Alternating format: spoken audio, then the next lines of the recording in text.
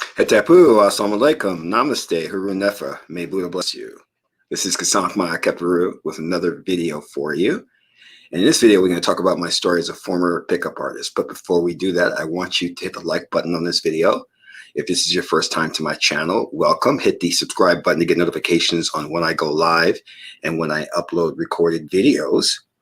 If you want to know a little bit more about our spiritual teachings, you can scroll down below, click on the links, and download a free ebook and start reading today. I'm also got an announcement that I am writing another ebook. This one is going to be specifically on reality manifestation, enriching your life through health and wealth prosperity. So if you decide that that's not enough and you need to go down the rabbit hole a little bit further, you can become a Patreon supporter. You can do so for as little as $1, $5, or $20 per month. Is up to you. You get exclusive access to instructional videos on the esoteric videos that teach you how to put together magical formulas, magical amulets, how to contact the ancestors, how to invoke spirits for your protection, how to do self-hypnosis, how to do the proper meditation postures and the various mantras that form the reality of our existence. So become a Patreon supporter. You can cancel at any time. Last but not least, share this video with family and friends so we can get this revolution started. And I want to make a point on that because I don't want anybody to forget that the way we start this revolution or to initiate it is that you first start with self, because the law of state transference says if you want others to be in a certain state, you must be in that state yourself. So if you want there to be peace and prosperity on earth, you have to be at a level of nirvana at peace. It doesn't work any other way. I'm sorry. You can't go around proselytizing and then leading a hedonistic lifestyle. That's not congruent. And God, through the power of, or we should say, in this case, Ra, his daughter Ma'at, laid the foundation, and Ma'at created everything with an interdependence and interrelationship on things. You know, even the Illuminati, they are interdependent upon us, and we are interdependent upon them. What they do to us, they do to them. So it's that web of interdependence that they don't understand, but try to get around. So let's get into this now. We used to call this PUA, pickup artists, you know, or dating coaches. I should say more of the dating coach, you know. But I specifically used that term because that was very popular several years ago. And this is before the third wave of feminism and before the SJW or Me Too movement, which came along and tried to eradicate dating coaches and pickup artists. And I'll go into a little bit about that. But growing up, I remember never seeing a lot of affection between my mother and my father, practically zero affection. And I didn't know that that was kind of like abnormal. And you'll see some of that in Asian cultures where they don't show a lot of affection for, in certain Asian cultures.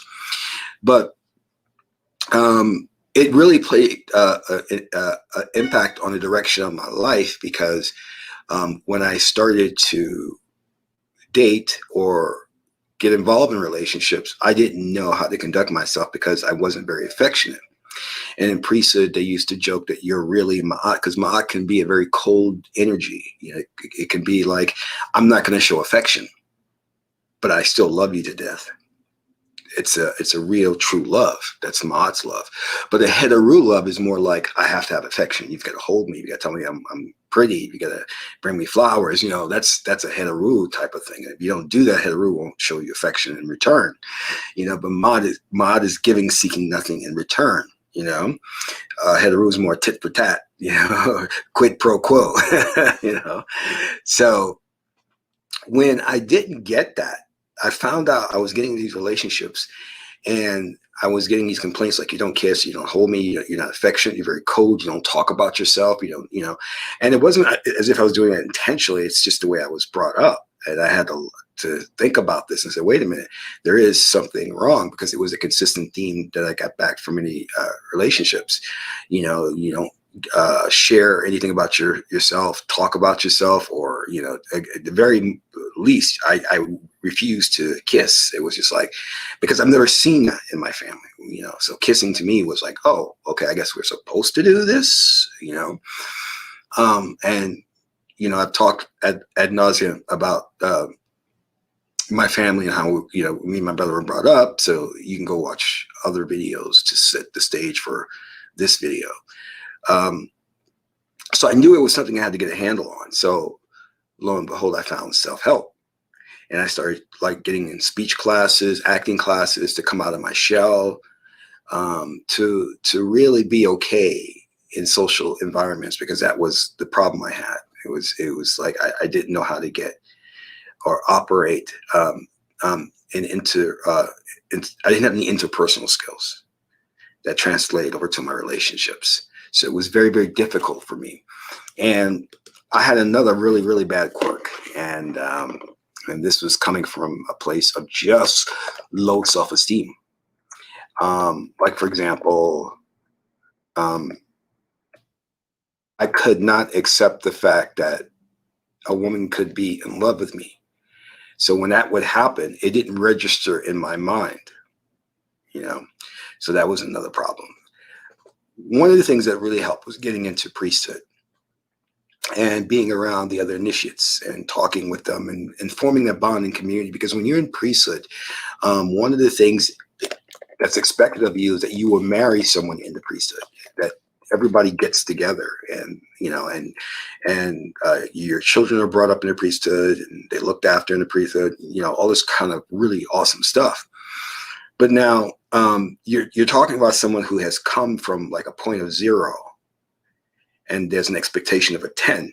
And what I mean by that is I haven't had the foundations to understand the idea of affection, interpersonal skills, how to maintain a relationship, what's involved in the relationship.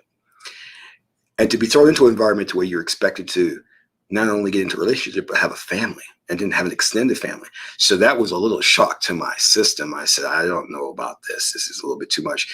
And now let's take this to the next degree. Not only was I expected to get married and have a family, but I was expected to have more than one wife. So I was like, well, I'm having trouble like having interpersonal skills and social situations, and especially with women. And you're asking me now to have 2, 3 women. And just a little side note, I went to a voodoo priestess to do a reading, and I specifically sought her out because I've heard a lot about her skills and things of that nature, and I really wasn't tuned into the whole polygamy thing. So that was not what I wanted to do, and I didn't come to her for that. It was more about my career. And I remember her doing the readings, and she had an altar set up, and for some reason she stopped and just looked at me and said, "You ever think about polygamy?" And I was like, huh? I was like, okay, I got to get a handle on the situation. I got to address this situation. Yeah. So I ended up meeting a guy who was a very, very wealthy guy. And he happened to have like all these, he had a company, a dating company that was international. So I got the opportunity to work personally with him, because, you know, my thing was I was traveling, I was learning from different gurus, I was in the priesthood, I was studying Japanese black magic and, you know, the kujikiri, I was doing all that. So I said, I'm going to study with this well-known dating coach who, I forgot what his fee was at the time. It was either something, it was like $5,000 for private session with him or something to that nature. But anyway, so I flew out to meet with him, and then the initial meeting, he wouldn't talk to me. I don't know why, but he wouldn't talk to me. He didn't say a word. He would not talk to me. So I worked with one of his students, and his student was tough. I was like, this guy's really getting on my nerves. You know, I don't like this. And then I guess after I proved myself, he came back and he started telling me about how he made his millions and his personal life, his children, his, you know, all that, which was great. And so I decided to work with him on a consistent basis. So I said, look, I'm going to work with you on a consistent basis. You know, I'm going to travel. And, you know, and he was a really good guy. He says, listen, I don't want you spending all your money. You know, I think you're at a level now where you're okay. I said, no, I want to do more with you. I want to hang with you. I want to know what you're about. You know, so he said, okay. So I didn't understand the degree of what that meant. All right. So he had a guy who would follow when I would go, and we would do like social skills, you know, approach people, talk to him. And he had a guy who would just be like standing next to me all the time with his hand like this. and a coat. And I'm like, what is this guy? Why is he following me all around? And then I noticed he had a camera, and he was recording these interactions for his channel. And I didn't know that these things would go public, and it went public. And suddenly I got all these phone calls saying, you're studying with this guy. Are you working with this guy? I saw a video of you with him. He's awesome. Do you know him personally? And I was like, video of me and him? Because usually typically they digitally block out your face. And I know my face was in there. And I was like, oh my God. I was looking online and seeing my face and seeing these things. And I was like, I don't want this. This has got to stop. This got to stop. So anyway, I went off from there and just started doing my own thing, and I actually started dating a dating coach, a dating company. I'm sorry, I started a dating company on my own with 2 women, which I'll lead into in a bit, you know. And one of the things that happened, which I wasn't very happy about, was that a major magazine, I'm not going to say it because everybody will start looking for it, snapped a photo of me in mid-action when I was talking with a woman, published it, and it went national. And everybody seemed to know about it but me. I called up my friend, a business partner. He was like, oh, yeah, I saw that. They published that. I'm like, well, why didn't somebody tell me? And I was so upset about it because I was working at a tech company at the time, and everybody at the tech company knew about it, but they got together and they were like, we're not going to tell him. And I was like, why did you guys say something? I didn't know this thing was there and on national. And they actually had brought their phones and they were showing me the write-up, and you know, the photography was actually very good, you know, the woman who took the photos. And then the only thing that went through my mind was, I'm suing, I'm getting a lawyer. They took this and I did not know I was in this photograph. What was she doing? Was she spying on me? How could she take this photo? And then I think about the I-ching and my incarnation objective, which is the 20th hexagram, and it's the tower. It means that you will be promoted. You will gain influence in this lifetime. So you'll be at the top of the tower, which you'll be able to see. You have this purview to see everyone, but they will also be able to see you and any little thing you do. And that's when it dawned on me. I said, oh, being printed in this magazine is the 20th hexagram, you know?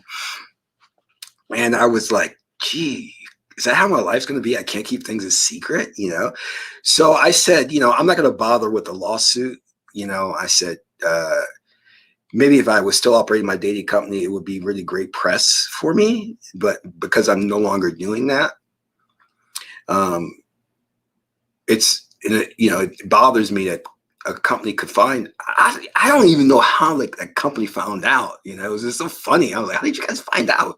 Well, you know, duh, it's in a major news magazine. You know what I mean? They're going to find out. You know, so. But one of the interesting things, and this is why I wanted to tell this story, was that what I was seeking was to overcome inhibitions that have been imposed upon me by my upbringing and by my parents. And these inhibitions hampered me in college, at the workplace, in social environments, because I was a filmmaker. I was trying to network. I was going to Hollywood. I was hobnobbing with Hollywood stars and being afraid to open up and communicate and pitch my ideas. So I saw this whole idea of getting into pickup and teaching to be a way to overcome that. And I did. And it was wonderful. It was actually truly a wonderful experience.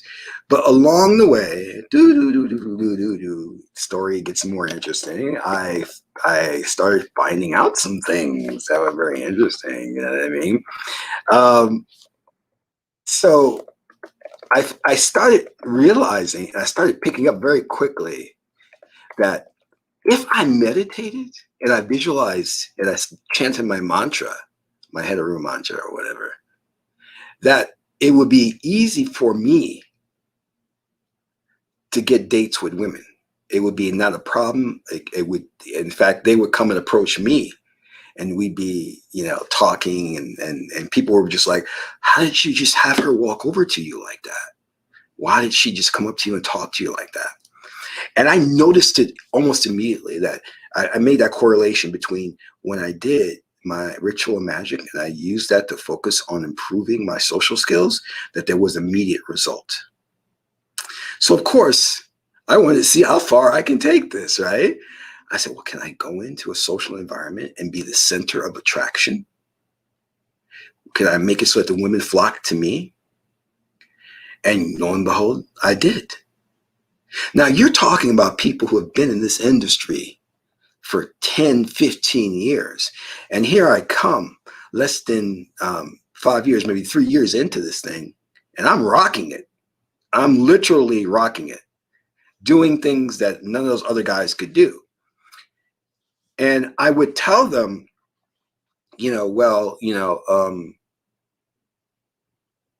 if you meditate, that could help.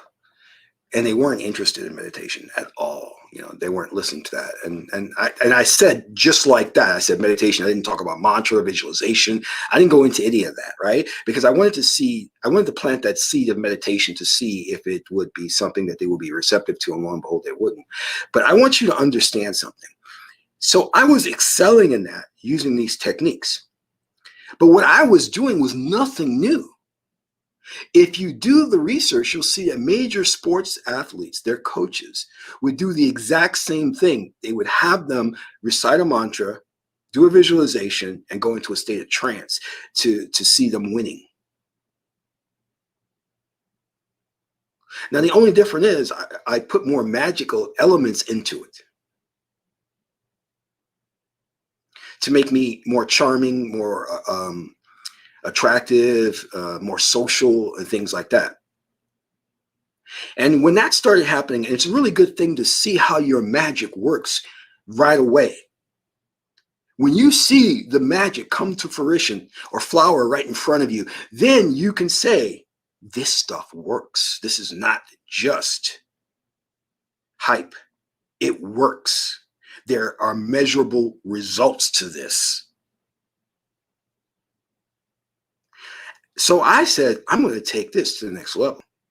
I'm going to see if I can excel in certain business ventures, if I could get into certain fields with this. And lo and behold, it worked. Using the exact same method, it worked.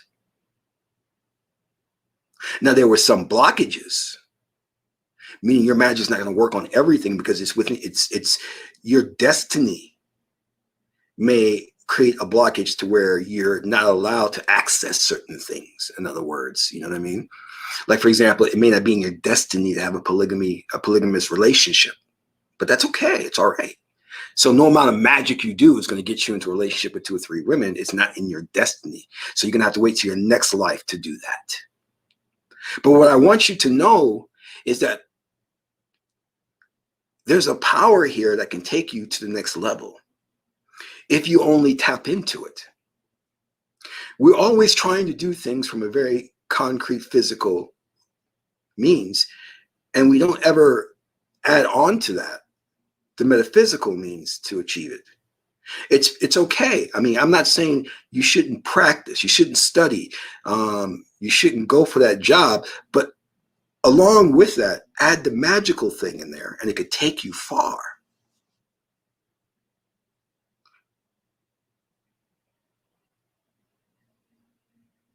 And it's going to blow your mind. And many of you know I've actually used this in the job market in terms of interviews, making sure that I got the job in the interview. Every interview I get, I do awesome. I rock it, because I don't go into the interview without doing my ritual and doing an I-ching reading. The I-ching reading will tell me what the interviewers are going to, what questions they're going to ask me, what's going to be the theme of the interview, so I get insight into it.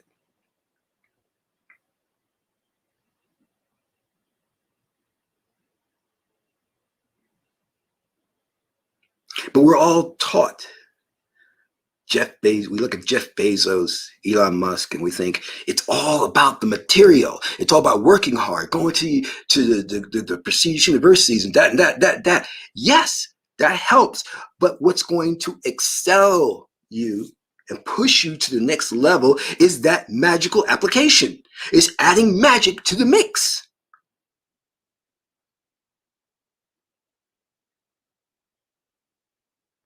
And we are so bent.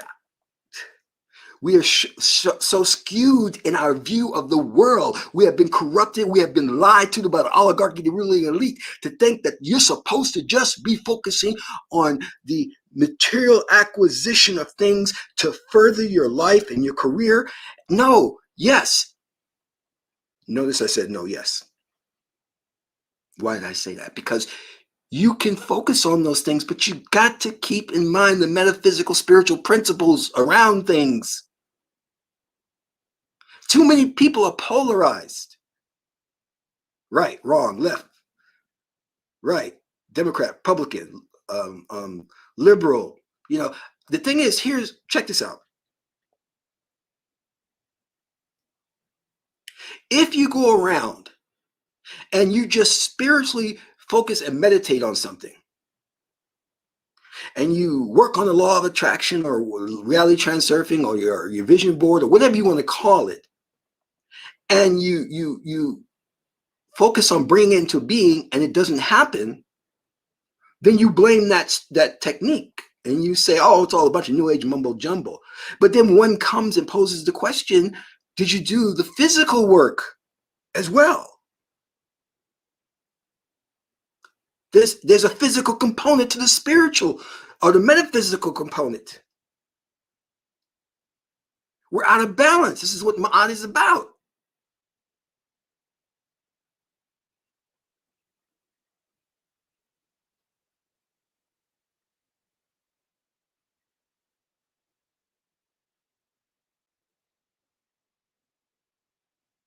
I just watched this old episode of Little House on the Prairie. It's called the Faith Healer, where this new minister comes to what's it called, the little town, and preaches, and he's healing people.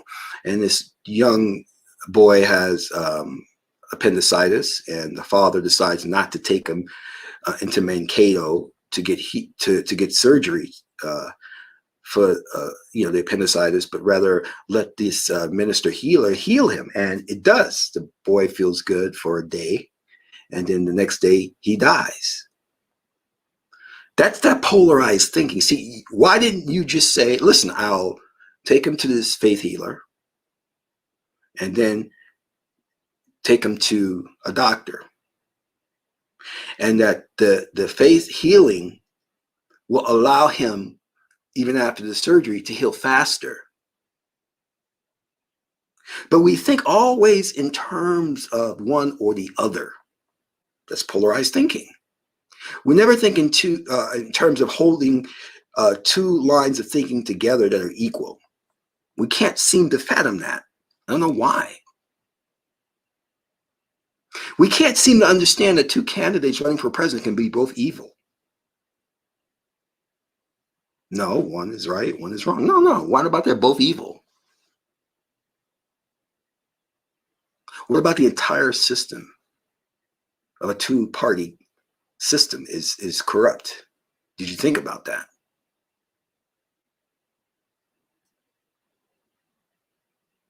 So when I was working on my pickup company, I was also out there throwing myself into social situations and was being uncomfortable as hell. I remember talking to one woman, found out she was married, and the husband came over and was like, you want to do a menage a trois or something? I mean, he didn't say it to that effect, but that's what he wanted. I was like, whoa. And I remember another woman running around chasing me down, trying to do something where I would have sex with her and her husband would watch. And I was like, oh, I'm not into that. All kinds of stuff. But you notice I never relied on the spiritual component to overcome my anxiety, my social anxiety. It was always about, I'm going to go out there and I'm going to put myself in uncomfortable situations, and I'm going to meditate, and I'm going to use that also And then I got to a point in my life where I was just dynamic as a speaker.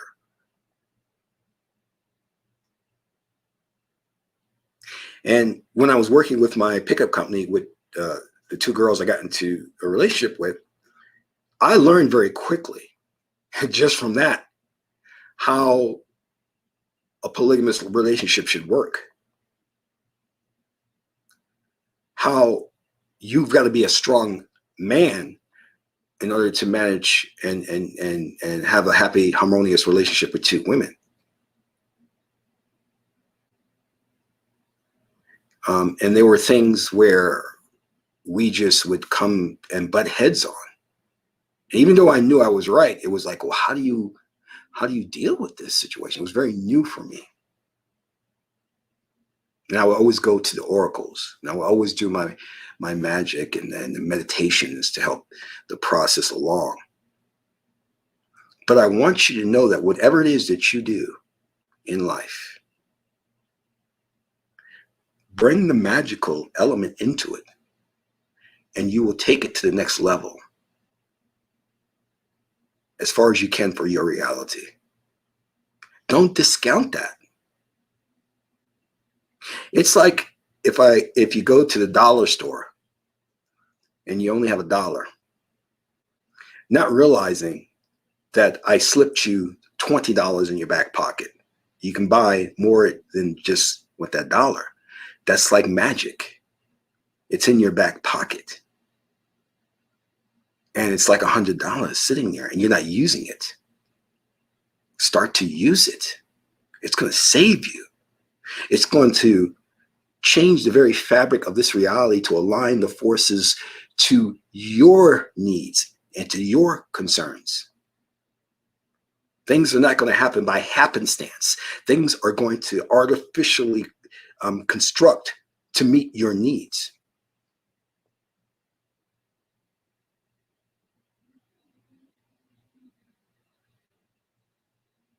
You're going to be able to manipulate time and space. And I know that's something that's very hard for people to digest, because you've been so indoctrinated into this materialistic left brain culture that you don't even realize that you have that power to manipulate time and space. But you do. And the ruling elite knows that you do, which is why they keep it from the masses of people, because they need you as a slave to the system, a slave to the oligarchy. Without you, they can't exist.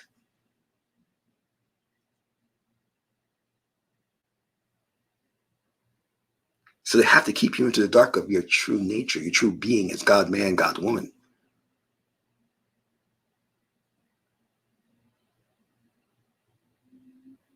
So think about your pursuit right now. What are you pursuing?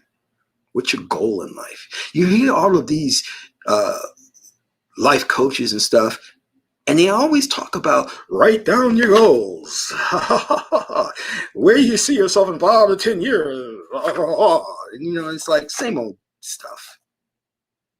But I don't necessarily want you to write down your goals. But I want you to meditate, chant your mantra, and visualize your goal. And do it every day until it comes to fruition. And have faith that it will. And do the physical work to back it up. And then with that, you know you cannot fail. I want to thank you for tuning in today. I'm going to check out. This is Qesankh, son of Ma'at and Tahuti. Ma'at is the beautiful goddess Heteru. Until my next video, I'm in Ra.